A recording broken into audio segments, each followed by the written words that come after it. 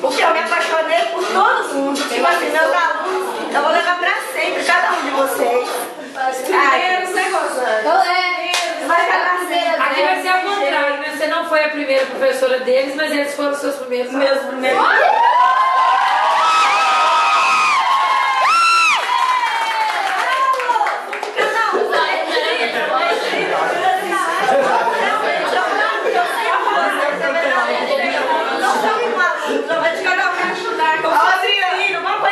Sabe? Não, é muito estranho. Eu falo assim que às vezes eu não consigo entender o porquê.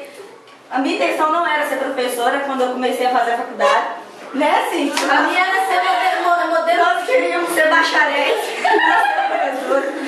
E tipo assim, eu descobri aqui com vocês que é isso que eu quero pra minha vida, ser professora, entendeu? Eu espero que os próximos que eu encontrar sejam pelo menos a metade que vocês fazem comigo. Me ajudaram muito, vocês não têm noção do que vocês me ajudaram. Nossos filhos estão ouvindo você dar aula. O Francisco falou pra gente ter 15. A Tiara vai ter 15. Só queria completar a frase, que ela tá falando que é a primeira vez dela aqui, e vocês sabem bem que a primeira já nunca esquece.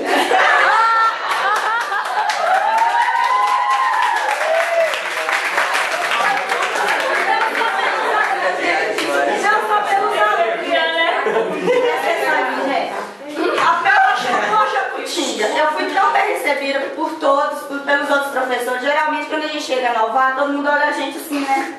Com as... Eu não me senti no Novar. Vai que era usar dois, vai. A Tiara olhou tudo. Pra começar, nem aqui o portão. Aqui eu morri de medo de aparecer alguém e pegar uma clave. Nossa, você me deu muita força. Mas é isso aí, gente. Obrigada por tudo. E quem sabe antes eu ainda volto aqui ainda, né? Quem sabe eu